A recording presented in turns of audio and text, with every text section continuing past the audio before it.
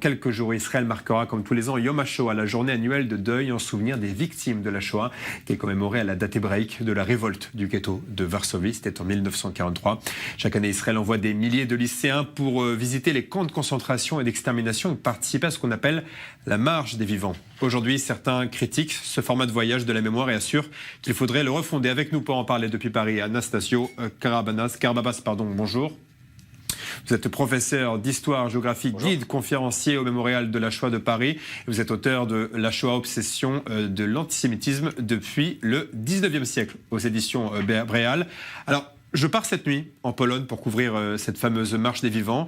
Et lorsque je parle des Israéliens qui ont participé à cette marche, lorsqu'ils étaient lycéens, beaucoup se souviennent finalement d'une grande colonie de vacances où on rigole beaucoup, où on fait des heures de bus.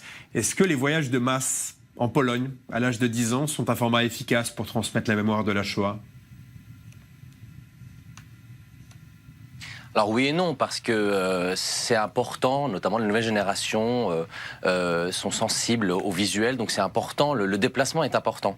Mais je pense que ce qui est plus important, c'est le travail qui est fait en amont, le travail qui est fait en classe, le travail qui est fait dans l'établissement. On ne peut pas aller en Pologne sans avoir étudié la Shoah, sans avoir discuté avec les enseignants, sans avoir échangé là-dessus. Donc un voyage en lui-même est inutile s'il n'y a pas un travail en amont et en aval. Donc c'est un travail sur le long terme. Un voyage est important, mais un voyage ne suffit pas. Alors un voyage ne suffit pas, notamment pour ces adolescents de 17 ans, c'est un peu leur première rencontre avec la Shoah. Est-ce qu'il est primordial, toutefois, de se rendre sur place pour comprendre la Shoah ? Alors écoutez, je suis allé avec mes élèves il y a 2 semaines en Pologne, nous sommes restés 1 semaine, et donc quand nous sommes revenus à Paris, mes élèves étaient quelque peu transformés. Donc oui, c'est important de partir en Pologne, parce que c'est important de voir le site. Par exemple, quand nous allons à Auschwitz-Birkenau, c'est un site qui équivaut à 300 terrains de football, c'est énorme, on comprend bien la masse, l'industrie de la mort, même si les chambres à gaz sont reconstituées, nous sommes allés à Majdanek, où là où il y a une vraie chambre à gaz, donc c'est important de voir certaines choses, même si, encore une fois, on n'apprend rien sur place. Sur place, on confirme ce qui est appris en classe. Mais c'est vrai que voir l'entrée, par exemple, d'Auschwitz, cette entrée que tout le monde connaît dans les livres, cette entrée de Birkenau, évidemment, aller sur place, ça a une autre dimension. Et puis sur place aussi, on peut voir d'autres établissements. On peut échanger avec des établissements qui viennent d'Israël, qui viennent de France, qui viennent d'Angleterre. Et donc c'est certes un tourisme de masse et qui est parfois a des conséquences terribles, mais c'est aussi un lieu d'échange ou un lieu aussi où on peut rencontrer aussi des témoins, parce qu'il y a des témoins qui voyagent avec les scolaires. Nous avons déjà, par exemple, moi avec mes élèves, j'ai déjà rencontré des témoins sur place. Donc ça a une autre dimension sur place. Mais encore une fois, sans un travail d'instruction, d'éducation solide en classe, ça ne sert à rien. Et vous sentez de la part des jeunes une volonté réellement d'apprendre ? Alors après, en tant qu'enseignant d'histoire-géographie, il y a différents cas de figure.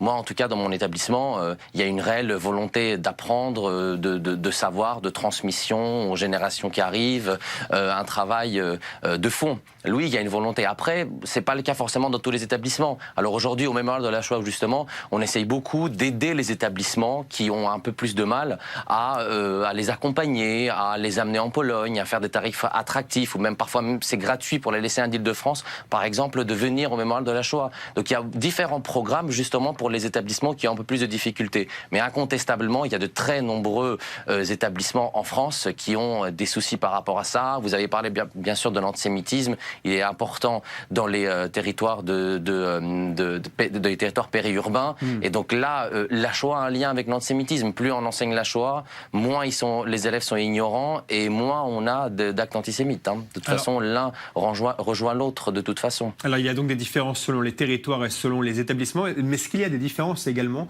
selon les générations ? Parce que pour la première fois, ou plutôt ces dernières années, c'est la première fois, les lycéens, notamment français et israéliens, qui iront à Auschwitz cette nuit et demain et dans quelques jours, et ceux que je rencontrerai sur le terrain, ils sont nés en l'an 2000. A priori, on est en 2018, donc ils vont avoir 18 ans, donc ils passent le bac maintenant. C'est pas la génération qui a baigné avec les rescapés de la Shoah. Ça change quelque chose ? Encore une fois, ça change quelque chose s'il y a un travail qui est fait en amont en classe. Ça change en rien. Alors certes, les nouvelles générations, on le voit incontestablement. Moi, je le vois aussi avec mes élèves. Ils sont nés en 2000, au 21e siècle. La Shoah et la Seconde Guerre mondiale, ce sont des événements de l'histoire qui sont loin. Ça fait partie de l'histoire, comme la Première Guerre mondiale, comme d'autres guerres, certes. Mais après, le travail de sensibilisation doit être fait en classe et je pense que les nouvelles générations, justement, sont sensibles à ça. Si jamais il y a un travail de transmission, si jamais il y a un travail de fond, si jamais il y a par exemple des déplacements, mémoire de la Shoah de Paris, à Drancy, je parle de la France, évidemment, tous les pays ont leurs mémoriaux. S'il y a un travail, je pense que les nouvelles générations sont assez sensibles et je pense aussi, et ce qui change aussi, par exemple, aux générations des années 80-90, aujourd'hui, on parle beaucoup d'injustice, on parle beaucoup d'intolérance, on parle beaucoup d'antisémitisme et donc, justement, ces voyages-là sont intéressants pour comprendre que ce n'est pas seulement l'histoire, c'est aussi de l'actualité. Et donc les élèves actuellement sont assez sensibles à ce genre de sujet. Quand on parle d'injustice, quand on parle d'antisémitisme, quand on parle d'intolérance, c'est la Shoah. Donc je pense qu'ils ne sont pas insensibles. Ils sont loin de cette histoire, mais en même temps pas insensibles si on fait un travail de fond, un travail important sur le long terme, encore une fois, sur le long terme. Merci beaucoup Anastasio Karababas d'avoir été avec nous. Je rappelle que vous êtes professeur d'histoire-géographie et auteur de La Shoah, l'obsession de l'antisémitisme depuis le 19e siècle aux éditions Bréal. Et vous pourrez suivre toute la semaine sur i24 News les événements autour de Yom HaShoah.